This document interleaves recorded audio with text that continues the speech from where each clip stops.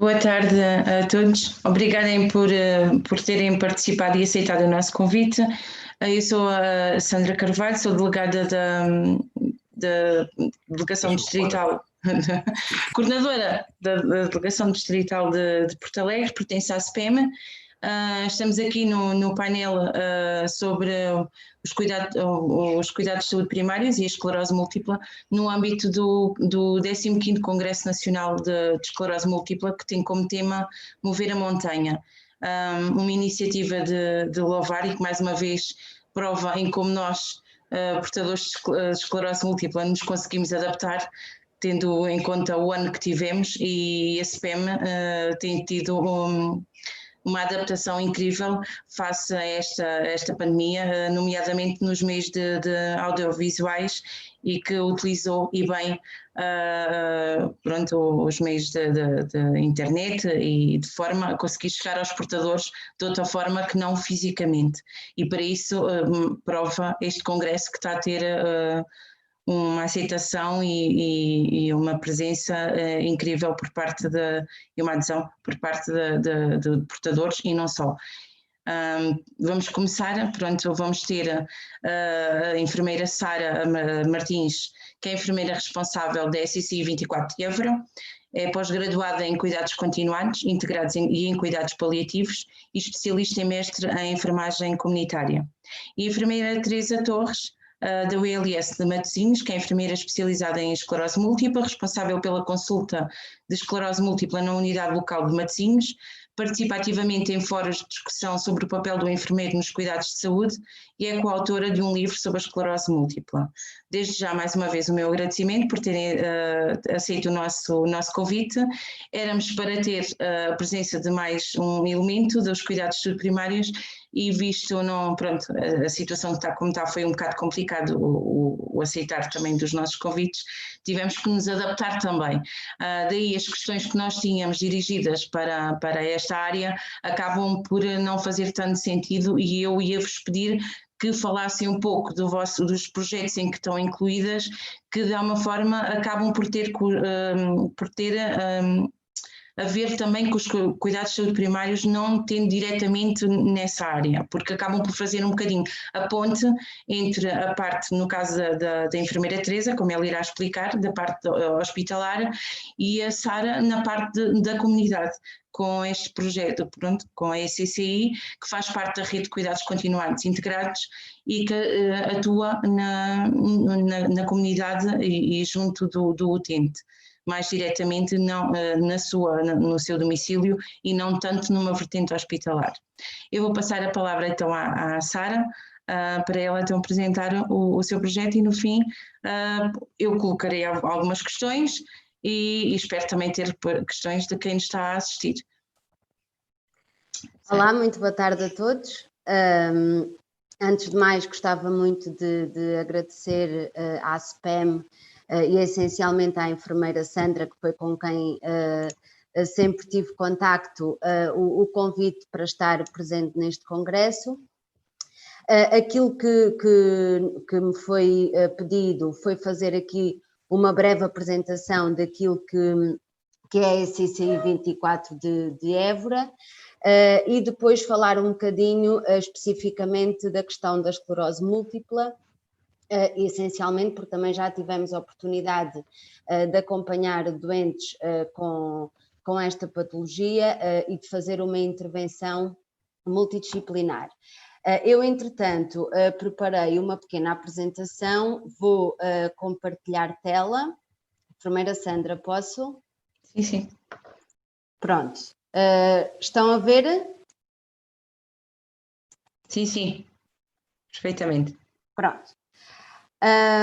Então, a equipa de cuidados continuados integrados de Évora é uma equipa interdisciplinar da Rede Nacional de Cuidados Continuados Integrados, enquadrada nos cuidados de saúde, neste caso no ACES Alentejo Central. É uma resposta de prestação de cuidados no domicílio, que decorrem estes cuidados de uma avaliação integral do nosso doente em situação de dependência, doença terminal ou em processo de convalescença. articulamos de forma estreita com as equipas de saúde familiar e com outras respostas do Serviço Nacional de Saúde e, para além disso, com a rede de suporte social, rede de voluntariado e cuidadores informais, de forma a prestar cuidados de continuidade e proximidade e muito direcionados e personalizados ao doente que temos à nossa frente, pronto, dependendo depois também da sua especificidade. A equipa de cuidados continuados de Évora é constituída, como eu já tinha dito, por diversos profissionais. Portanto, nós temos enfermeiros, assistente social, terapeuta ocupacional, terapeuta da fala, nutricionista, assistentes operacionais, psicóloga e fisioterapeuta. Prestamos cuidados a doentes que reúnam condições no domicílio que permitam a prestação de cuidados, nomeadamente a questão do cuidador. Portanto, é fundamental que os doentes a quem nós prestamos cuidados tenham um cuidador informal ou formal que permita depois assegurar a continuidade de cuidados no domicílio, porque nós fazemos visitas frequentes e de acordo com as necessidades de cada doente, mas apostamos muito também na capacitação dos cuidadores de forma a que o nosso trabalho tenha uma continuidade durante os períodos da nossa ausência. A utentes também com limitação funcional, com doença em fase avançada ou terminal e que não se possam deslocar de forma autónoma. Para além disso, são também doentes normalmente com dependência funcional transitória ou prolongada. Posso dar aqui um exemplo. Nós somos uma equipa, e se calhar já devia ter dito isto, que se assumiu como experiência piloto a nível nacional, iniciou-se em dezembro de 2016 e quando a equipa foi formada, foi direcionada essencialmente para a área da reabilitação. Portanto, em relação a esta dependência funcional transitória ou prolongada, posso dizer que, por exemplo, nós temos doentes que fazem uma fratura do colo do fémur e que por diversas razões não se conseguem deslocar ou têm essa dificuldade, e nós fazemos então esses cuidados de reabilitação no domicílio. E depois também pessoas com doenças crónicas, que às vezes são considerados por nós doentes com necessidades de cuidados de manutenção. Muitas vezes conseguimos reabilitar em determinados aspectos, autonomizar, por exemplo, na realização das atividades de vida e conseguimos alguns ganhos em saúde e em autonomia. Como é que nós funcionamos? Funcionamos através da elaboração do plano individual de intervenção, envolvendo o doente, os cuidadores e a rede de proximidade que já falei há pouco. O plano individual de intervenção é realizado semanalmente em equipa, ou seja, após a avaliação do doente pelos técnicos da equipa que com ele irão intervir, nós reunimos e neste plano são levantados problemas, definidos objetivos e depois implementadas intervenções para se atingir os objetivos inicialmente propostos. Estes planos são sempre apresentados ao cuidador e ao doente e têm a colaboração direta deles porque qualquer problema identificado por eles estará presente neste plano individual de intervenção. Obviamente que temos sempre que ter o cuidado de definir objetivos que sejam mensuráveis e que sejam atingíveis, não é? E muitas vezes os nossos doentes acabam por ter a expectativa um bocadinho desajustada em termos de objetivos da nossa intervenção e nós acabamos por ter que fazer aqui um bocadinho esta gestão de expectativa e explicar porque é que não levantámos o problema ou o objetivo de uma certa maneira e o fizemos de outra. Em termos de horário, nós trabalhamos todos os dias do ano, das 8 da manhã às 8 da noite. Portanto, fins de semana, feriados, todos os dias. Pronto, e agora se calhar falava um bocadinho de uma situação que nós tivemos de uma doente portadora de esclerose múltipla. Portanto, era uma senhora de 58 anos de idade, casada, com 3 filhos, um dos quais, o mais novo, residia ainda com o casal. O cuidador principal era o marido e esta senhora tinha ainda apoio de uma cuidadora formal, que para além de lhe prestar cuidados a ela, depois acabava por ajudar também o marido na questão da casa, da comida, da limpeza da casa. Uma senhora consciente e orientada, em todas as dimensões, com uma esclerose múltipla, com evolução de cerca de 8 anos, com agravamento nos últimos 2 meses. De salientar que esta senhora foi acompanhada pela nossa equipa em 2 períodos diferentes. Portanto, foi acompanhada numa altura, entretanto, nós conseguimos atingir os objetivos, demos-lhe alta da equipa e, a posteriori, ela foi novamente sinalizada para nós, pela médica de família, e voltámos a intervir com ela. Este agravamento refletiu-se numa diminuição da mobilidade, alterações da deglutição com engasgamentos frequentes e uma infecção respiratória recente decorrente de deslocações para as diversas terapias. Ou seja, antes da intervenção da nossa equipa, esta senhora tinha acompanhamento da terapia da fala no Hospital de Évora e da fisioterapia numa clínica privada em Évora.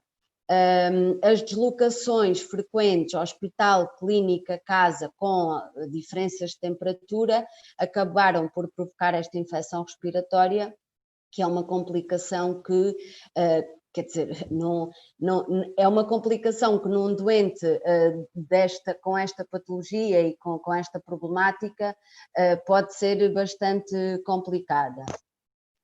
Era uma senhora totalmente dependente na realização das atividades de vida, incontinente de esfíncteres, movimentava-se em cadeira de rodas, apresentava mucosas coradas e hidratadas e pele íntegra e parâmetros vitais estáveis.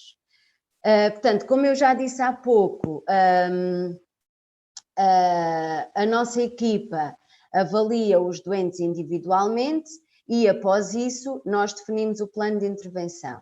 No caso desta doente, ela teve intervenção de todas as áreas da reabilitação da equipa. Portanto, em termos de objetivo geral, seria manter as funções motoras. Nós sabemos que, e isto depois também depende, não é? Também da fase em que se encontra, da doença, mas o nosso objetivo com esta senhora não era tanto que ela aumentasse ou melhorasse funções, mas sim que mantivesse pelo menos aquelas que ainda tinha. O que não significa que não trabalhemos no sentido de promover a autonomia e aumentar capacidade motora, obviamente. Portanto, em termos da terapia da fala, os objetivos específicos foram promover uma deglutição segura e eficaz, uma vez que esta senhora, como eu também já disse, tinha alguns engasgamentos e, portanto, tinha um risco de aspiração elevado por disfagia. Melhorar a coordenação pneumofonoarticulatória, portanto, conseguir fazer aqui esta articulação entre respiração e fala, inserir e treinar o dispositivo de comunicação que era o GRID. Este instrumento nunca chegou a ser utilizado por esta doente. Ficou, portanto, este objetivo foi trabalhado, ficou tudo preparado para ela poder utilizá-lo, ficou todo preparado de acordo com aquilo que era a vontade dela, para ela poder usar numa altura em que ficasse de facto mais dependente do que aquilo que estava nesta altura, mas infelizmente a doente entretanto acabou por falecer também com outra complicação e nunca chegou a utilizar o grid. Em termos de fisioterapia, tínhamos como objetivos mobilizar os 4 membros, treinar e incentivar a respiração diafragmática através do treino da tosse eficaz e preservar as capacidades motoras ainda existentes. Em termos de terapia ocupacional, temos aqui promover a autonomia na AVD alimentação, promover a autonomia na mobilidade funcional em casa, inserir e ajustar atividades ocupacionais e promover a autonomia no uso do telemóvel. Eu devo dizer que todos os objetivos que nós definimos com esta doente foram atingidos. Era uma doente muito motivada, com muita vontade de melhorar, e conseguimos que ela de facto ficasse autónoma ao nível da alimentação. Na leitura, a terapeuta ocupacional na altura arranjou uma estratégia para ela passar as páginas dos livros. Conseguimos tirá-la de casa durante umas horas e levá-la ao cinema juntamente com uma enfermeira da equipa e com o marido. Isto também um bocadinho no sentido da área que vem imediatamente a seguir, não é? Da questão da psicologia, porque a determinada altura, sendo uma senhora nova, consciente e orientada, o grau de dependência que tinha acabava por lhe trazer momentos de maior desmotivação e tristeza. E, portanto, ela também tinha então também o acompanhamento aqui da psicologia, tal como o marido, no sentido de aliviar um bocadinho a sobrecarga, porque ele cuidava dela e era um prazer, obviamente, mas tinha uma sobrecarga bastante intensa. Da parte da enfermagem, ela houve uma altura que desenvolveu uma úlcera de pressão, que felizmente conseguimos cicatrizar, e trabalhávamos também a questão do controle sintomático, porque houve várias alturas que ela teve descontrole de sintomas, nomeadamente dor e obstipação.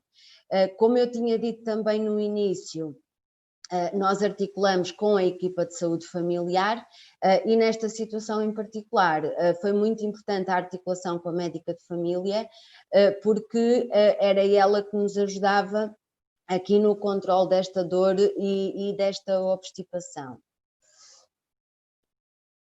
E eu terminei a minha apresentação. O vídeo que eu tenho fala um bocadinho daquilo que é a SCCI no geral, e a primeira parte aparece justamente esta senhora que fala um bocadinho da nossa equipa e da nossa intervenção. De salientar que foi pedida autorização, obviamente, a todas as pessoas que aparecem no vídeo para podermos passar. Enfermeira Sandra, posso? Vamos ver se dá. Os cuidados de saúde vêm acompanhados de afeto e dedicação. Procuram impedir o avanço da esclerose múltipla, que está a roubar mobilidade a Jerónima Candeias. E hoje tem uma boa notícia para partilhar. Há tanto tempo que ainda dormi. Com as dores não conseguia, que bom! Venho cá 2 vezes por semana, assim como a nossa colega fisioterapeuta e a terapeuta da fala. A psicóloga vem uma vez por semana. Tem visitas quase todos os dias. Ora vê uma, ora vê outra, ora vê outra. Todas deixam trabalho de casa e Domingos Candeias, o marido, sempre presente, ajuda no que pode. Em vez de agora nesta altura estão com o frio e chuva, irmos lá para cima para o hospital é uma mais-valia. Um serviço com custos muito mais baixos que os internamentos, mesmo em unidades de cuidados continuados. Será à volta de metade daquilo que habitualmente nós pagamos, nós saúde, porque depois há uma comparticipação também da Segurança Social e dos próprios utentes, numa unidade de longa duração. Há sem dúvida alguma ganhos. Estes utentes, se não estiverem acompanhados por esta equipa, são utentes que recorrem várias vezes às nossas consultas não programadas, que recorrem várias vezes à urgência. Ao ir a casa, a equipa consegue ter um olhar que abrange não só o doente e a causa da visita, mas todo o ambiente que o envolve. Porque eu posso ter uma ferida na perna que dita a necessidade de cuidados diários, de tratamento de feridas, mas para mim o mais importante pode ser o não conseguir sair de casa sozinho. Temos profissionais de várias áreas, então tentamos fazer um plano que satisfaça todas essas necessidades. As do técnico que referencia, da equipa que referencia, as nossas identificadas e as do próprio. Com 97 anos, era ainda autónomo até que em setembro deu uma queda que lhe retirou a mobilidade. É o filho quem o acompanha de perto. Foi também a ele que a equipa de cuidados no domicílio trouxe um novo alento. Estava um bocado em baixo. Não estava à espera que a situação fosse assim. Esta equipa também nos dá, pelo menos a nós, cuidadoras, uma certa estabilidade, porque 24 horas por dia, 365 no ano, é muito importante para nós. Obviamente que é um projeto para alargar, assim tenhamos condições para o promover. As condições passam por pelo menos mais um veículo para as deslocações que fazem por todo o concelho de Évora. Alguns dos utentes são visitados no mesmo dia por mais do que um técnico em momentos diferentes. E depois uma outra questão que é a dispersão geográfica do concelho. Vamos conseguir efetivamente obter essas viaturas e isso vai nos permitir, de facto, alargar o projeto. Para já, a equipa de 15 profissionais tem 20 utentes para cuidar diariamente. Alguns vão tendo alta, entram outros. Mesmo assim, há muitos em lista de espera. Até amanhã, Sr. Nunes. Nós amanhã voltamos para ver como é que está.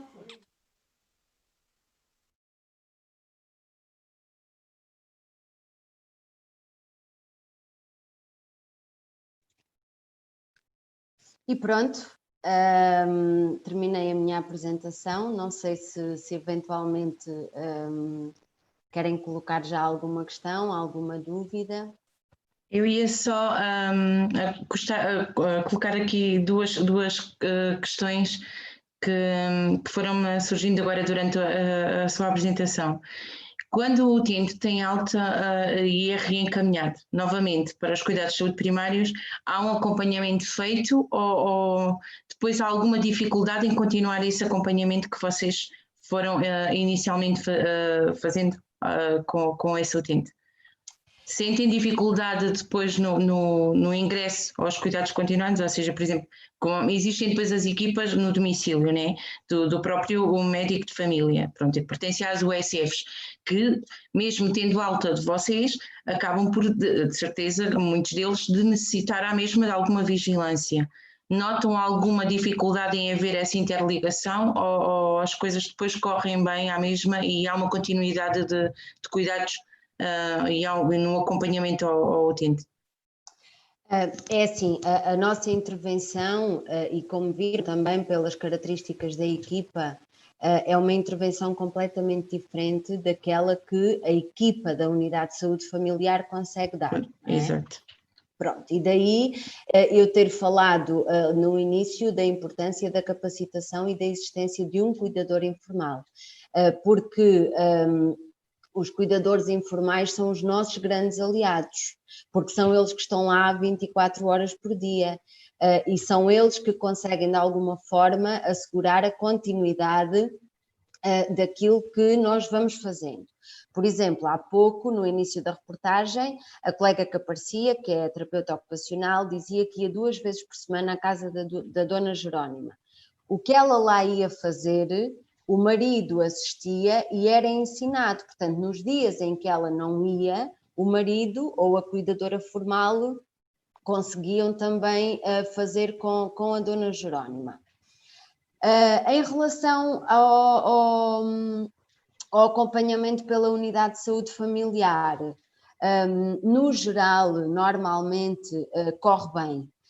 Claro que há doentes nossos que, quando têm alta, precisam de um acompanhamento muito mais próximo da USF do que outros, não é? Porque há outros que acabam por manter as consultas de rotina com o médico de família, ou a enfermeira vai lá à casa de acordo com a periodicidade que já iam antes da nossa intervenção. Há situações que correm bem, há situações que nós conseguimos e achamos também em determinadas situações que é uma mais-valia fazer visitas domiciliárias conjuntas no sentido de fazer esta passagem. Há outras alturas em que nós não conseguimos de facto fazer essas visitas domiciliárias conjuntas, mas a nossa convicção é de que aqueles doentes continuam a ser acompanhados. Todos eles saem da nossa equipa, portanto têm alta, com a garantia que poderão voltar sempre que assim considerarem necessário e com informação das diversas formas de chegarem à nossa equipa novamente. Isso que era basicamente isto, e deixo o resto das perguntas depois para alguém que tenha alguma questão, ou no fim, se for surgindo mais alguma, eu vou questionando também. Eu queria só dizer uma coisa, que não sei se entretanto gerou alguma confusão, em termos de o horário de funcionamento da equipa. Sim. Como eu disse há pouco, nós começámos como experiência piloto em dezembro de 2016 e em maio de 2017 nós tínhamos 24 horas de prestação de cuidados por dia, ou seja, tínhamos presencial das 8 da manhã às 8 da noite e das 8 da noite às 8 da manhã tínhamos em regime de prevenção através de chamada telefónica. Entretanto, em janeiro deste ano, esse serviço deixou de estar disponível. Portanto, neste momento, e por isso é que aquele senhor há bocadinho falava da questão das 24 horas, exatamente. Neste momento nós só temos o horário presencial das 8 da manhã às 20. Eu penso que sim, ficou explicado. Okay. Obrigada, Sara, mais uma vez pelo testemunho e pelo vosso trabalho, que acho que, e de certeza que a Dona Jerónima durou imenso e senti-se gratificada na ajuda que vocês lhe deram. Infelizmente a situação não correu bem, a gente sabe que muitas vezes não corre como nós gostaríamos, mas o que é certo é que ela teve o vosso conforto, pelo menos até ao fim do tempo que esteve cá connosco. Sim, e foi uma doente com quem sempre conseguimos estabelecer uma ligação excelente e com quem criámos uma ligação emocional também muito forte, inclusivamente com o marido que ainda de vez em quando nos visita.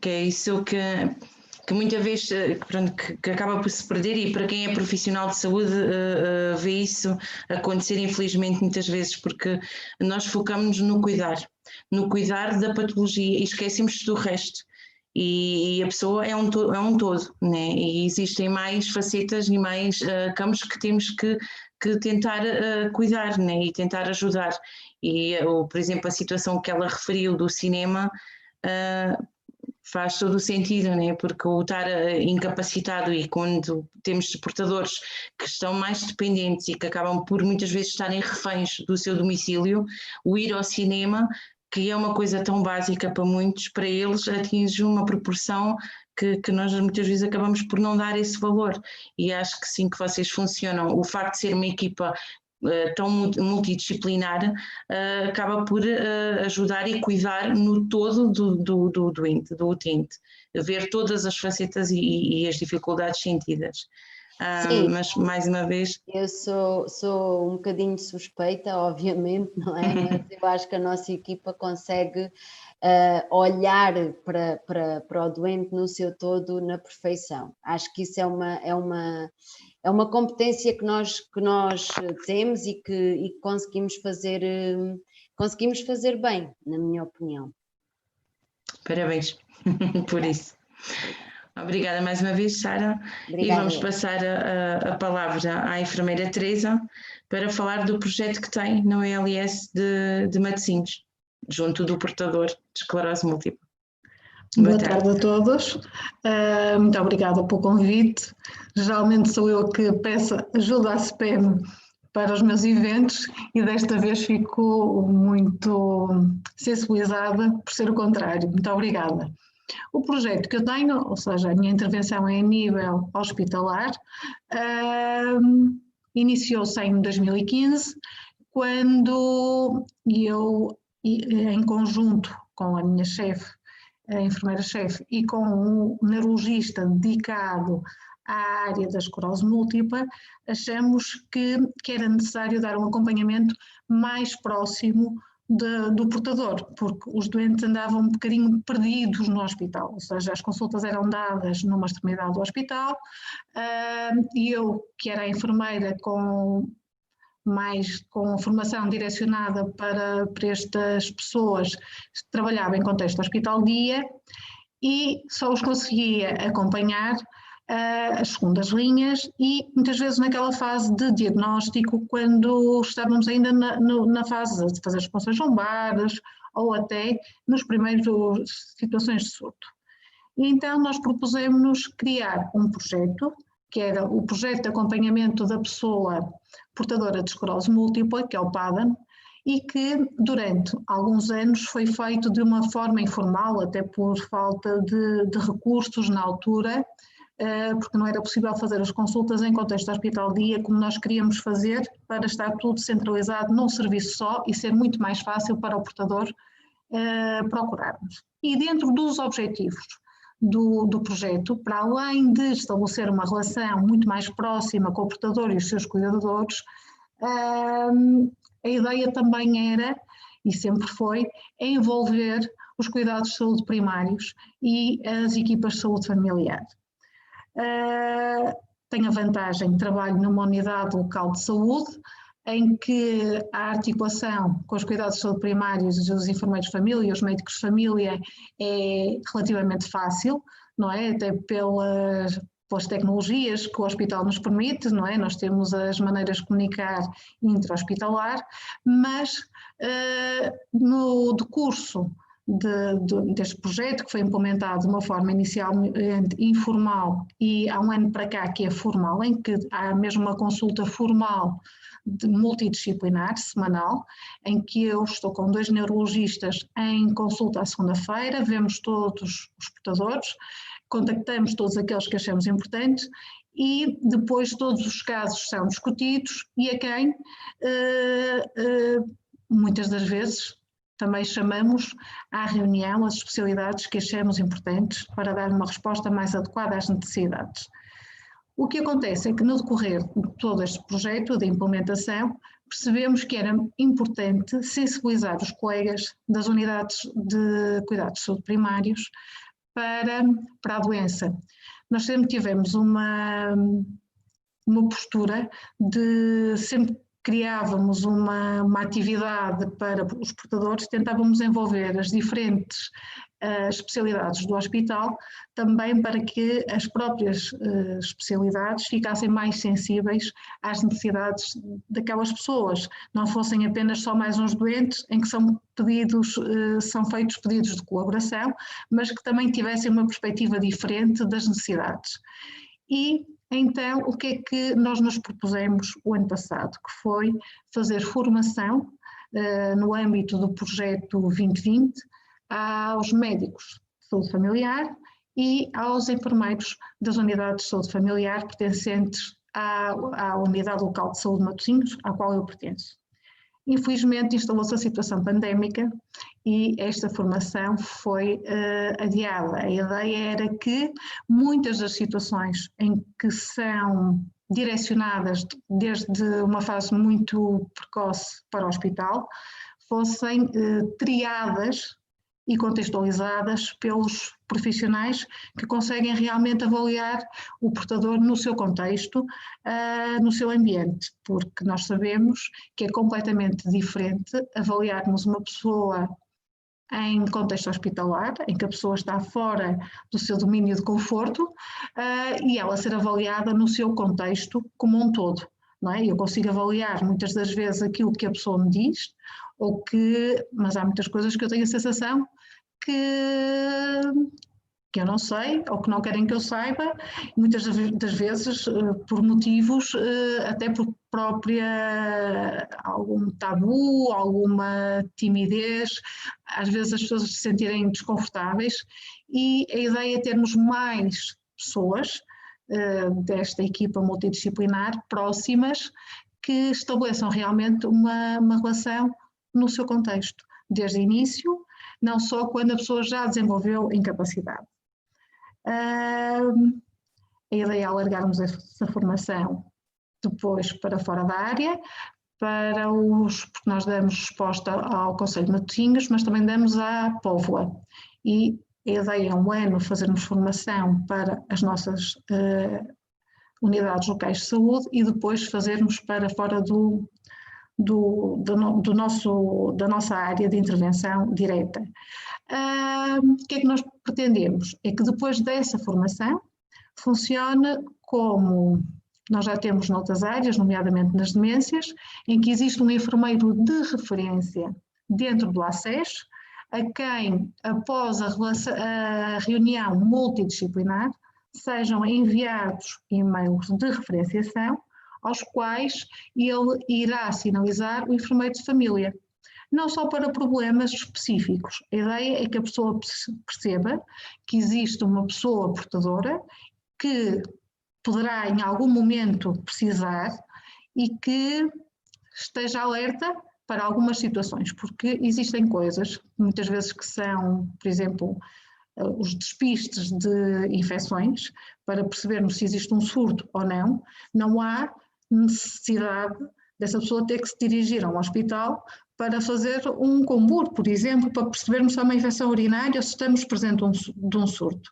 E a ideia também é alertarmos as equipas de que será muito mais fácil se trabalharmos todos no conjunto. Efetivamente, a equipa hospitalar está lá, nós sabemos que a patologia passa, sem dúvida, por uma intervenção a nível hospitalar, desde o diagnóstico, desde a terapêutica, mas muito do acompanhamento, nomeadamente da adesão, da adaptação no seu contexto, na identificação das reais necessidades daquela pessoa, possam passar também pela equipa e principalmente pela equipa de cuidados de saúde primários, porque são efetivamente a primeira linha, serão eles o pilar dos cuidados de saúde. Não faz sentido estarmos a direcionarmos os nossos portadores para as unidades hospitalares quando existe uma primeira linha que será supostamente a mais próxima, a mais fácil. Também percebo que não é transversal ao país esta acessibilidade aos cuidados, ou seja, eu tenho, é o que eu digo, eu trabalho numa unidade local de saúde em que é muito fácil e os nossos portadores sabem o nome da enfermeira de família, do médico de família, mas eu também entendo e percebo que muitas das vezes eles tenham algum receio e eles confiam muito mais na equipa hospitalar, quem os acompanhou desde o diagnóstico, quem lhes explicou a medicação, quem lhes explicou como é que iria ser, quem lhes dá as respostas quando eles precisam e não muitas das vezes aquelas situações que acontecem do género, isso deve ser da doença, por isso é melhor ir ao hospital. Por isso é que nós tentamos e achamos que é fundamental formarmos as equipas nos aspectos muito específicos desta patologia, para que também eles possam ter uma abordagem muito mais precisa, muito mais assertiva, para que também a pessoa portadora reconheça competências nessa área e também não se dirija com tanta facilidade à parte dos cuidados diferenciados e não aos primários.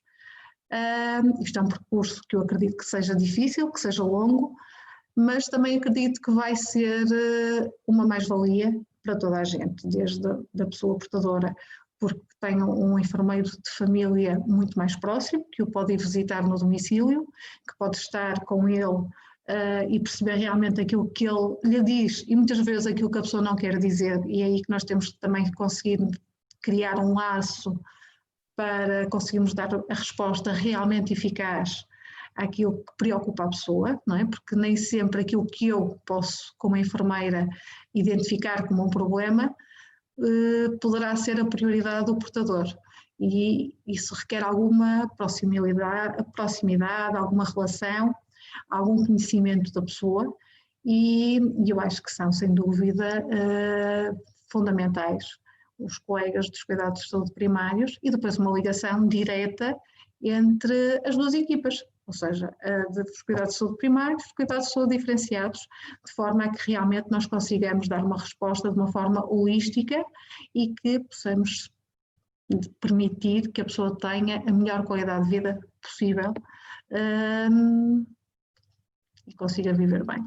É isso que nós pretendemos, ajudá-los na caminhada e que percebam que durante todo o percurso existem sempre lá os profissionais para dar a resposta às necessidades que eles realmente tenham, tanto de adaptação, de reestruturação, de acompanhamento psicológico, o que for necessário. É o que eu costumo dizer nas minhas consultas, quando me dizem o que é que eu posso fazer, eu digo sempre: façam tudo o que acontecer, nós estamos cá para ajudar na adaptação, a ultrapassar e a tentar que as coisas corram da melhor forma possível. Portanto, o projeto é basicamente este. Estou aberta a perguntas. Dando um pouco continuidade àquilo que a Teresa dizia, que eu acho que é fundamental, e como, além de profissional de saúde, sou também portadora e sei a adaptação que eu tive que fazer à própria doença, os medos que tive e os medos que tenho-me apercebido também dos portadores, os recentes portadores, para no início do seu diagnóstico, que têm que ultrapassar. E um deles, que agora, no início, quando eu fui diagnosticada, ainda havia pouco, agora cada vez mais, graças a Deus, temos uma variedade enorme de medicação. Mas a medicação de primeira linha e que é mais utilizada é os injetáveis e com todos os medos e os receios e os efeitos que essa medicação acarreta. E eu acho que aí também é um papel importante, a tal formação, porque muitas vezes o facto de saberem também que os meus colegas que eu tinha a esclerose múltipla, cheguei a ser contactada para explicar, porque o saber onde tem que se administrar, ou saber os efeitos secundários, pronto, todas aquelas coisas que nós temos que saber enquanto profissionais na administração do medicamento e também os efeitos para descansarmos a quem nos está a pedir ajuda. Portanto, e acabavam por muitas vezes contactar, por isso acho que essa formação para já é essencial. E o facto porque e eu falo por mim, sou enfermeira, mas uma coisa é picar um utente e outra coisa foi-me picar a mim, que foram coisas completamente diferentes. E não foi uma adaptação fácil. Não, e sei de muitos portadores que não se conseguem auto-injetar, ponto, não conseguem. E o facto de terem alguém que possa ir ao seu domicílio, né? Pronto, o enfermeiro de família já ajuda nesse aspecto. E ao fazer isso também acaba por aperceber-se de tudo o resto, né? Da tal envolvência, porque é tal coisa, nós somos um todo e acaba-se por aperceber das condições em casa, dos outros receios que estão associados. Há aquele bocadinho que podemos aproveitar para haver uma partilha, para haver uma conversa, e é isso que nós somos, né? O que acontece atualmente, por exemplo, como eu ainda não tenho esse apoio a 100%, é que eu optei por fazer os cuidados todos, nomeadamente colheitas, faço os treinos, se tem receio, por exemplo, a medicação que nós sabemos que é injetável de 15 em 15 dias, se tem receio, vêm fazer as tomas comigo, as primeiras 3 tomas, e são coisas que efetivamente poderiam passar para a colega dos cuidados de saúde primários. Exatamente. Nós também sabemos efetivamente que este ano é um ano atípico, os quais nós não podemos pedir demasiado porque estamos todos com muitas restrições e contingências, e para conseguirmos, por exemplo, a consulta de esclerose múltipla foi a única que se manteve a funcionar sempre com consultas presenciais, mesmo durante a situação da pandemia. Nós criamos algumas estratégias, naturalmente.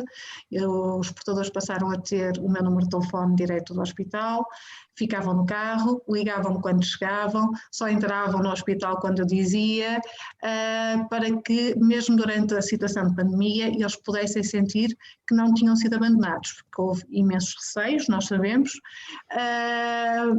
para já porque achavam que estariam muito mais suscetíveis ao facto de poderem contrair as infecções, a infecção, ninguém sabe, nós estamos numa fase de aprendizagem diária e eu acho que é muito importante eles sentirem que se alguma coisa correr mal, eles têm uma pessoa a quem possam recorrer com muita facilidade. É o que eu digo, eu tenho uma equipa, o núcleo somos 3, em que funcionamos realmente como equipa, em que tem os nossos números de telefone, claro, profissionais, tem um e-mail criado em que os 3 recebemos, a pessoa envia o e-mail e recebo eu e os 2 médicos.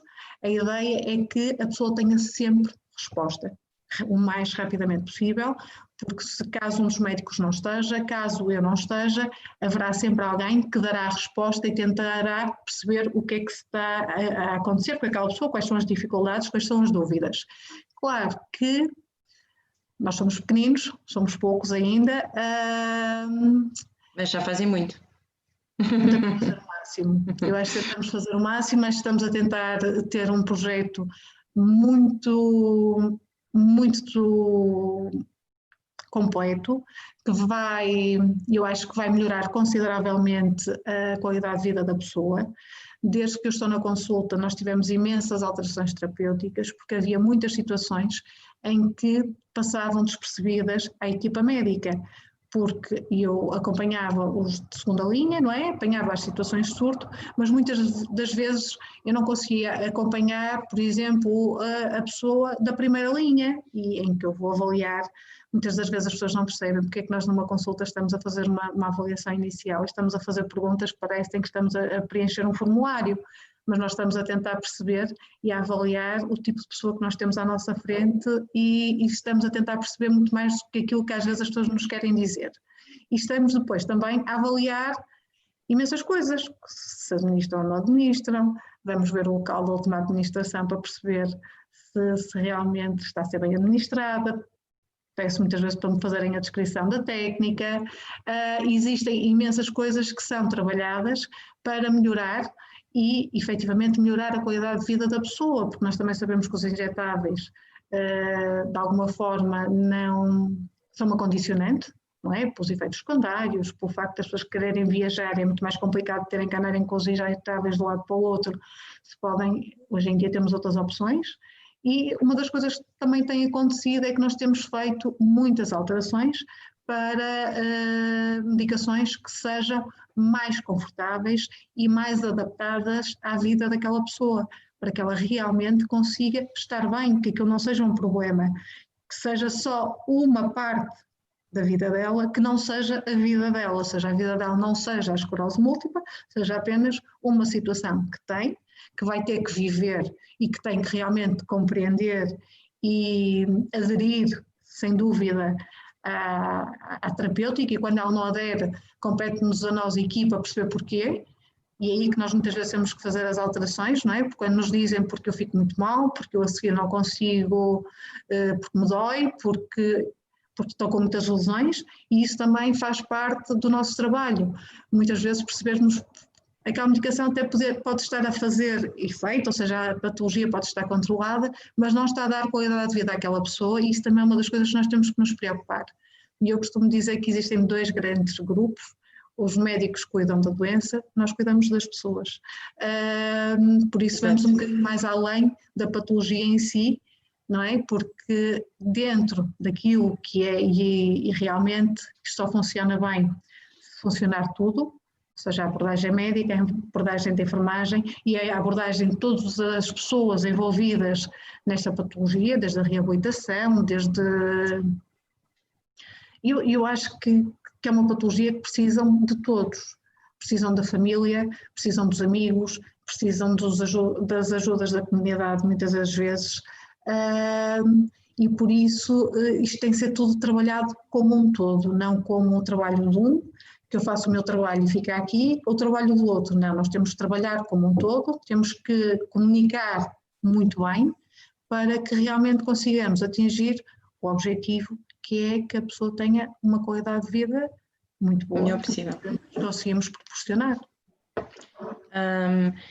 É assim, tanto a Sara como a Teresa estão envolvidas em 2 projetos, que os 2 pilotos praticamente, né, e que fazem todo o sentido. Realmente é pena que não seja transversal ao resto do país. A esperança é que algum dia cá chegue. Eu falo pronto, e a Sara também está no Alentejo e sabe perfeitamente as dificuldades que nós temos aqui.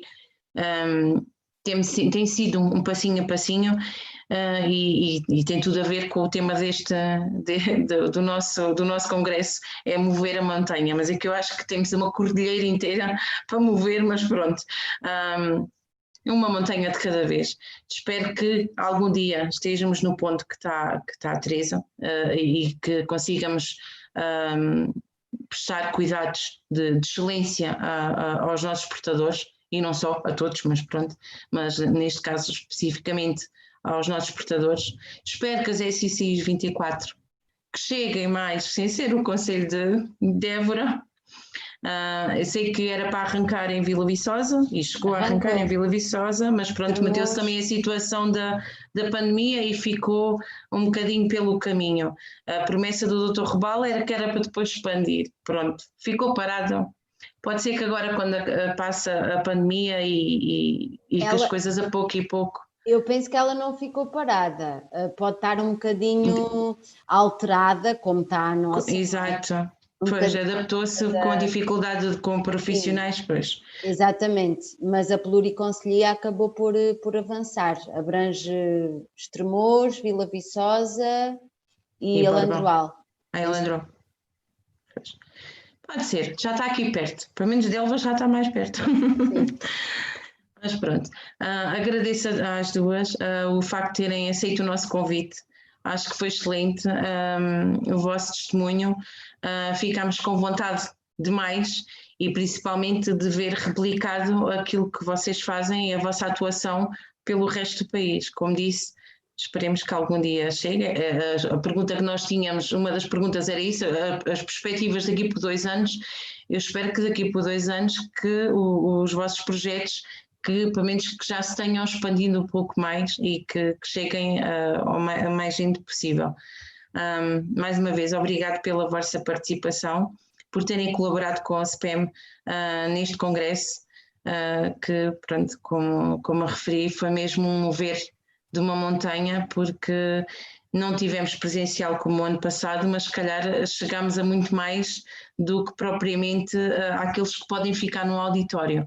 Pronto, o facto de estarmos online e acessíveis a todos os que nos quiserem ver.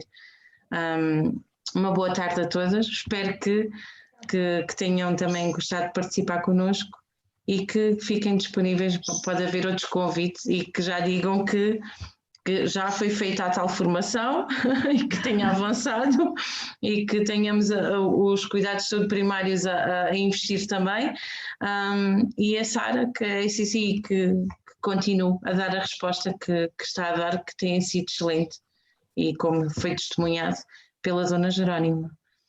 Mais uma vez, então, boa tarde a todos e até uma próxima. Obrigada, boa tarde. Boa tarde.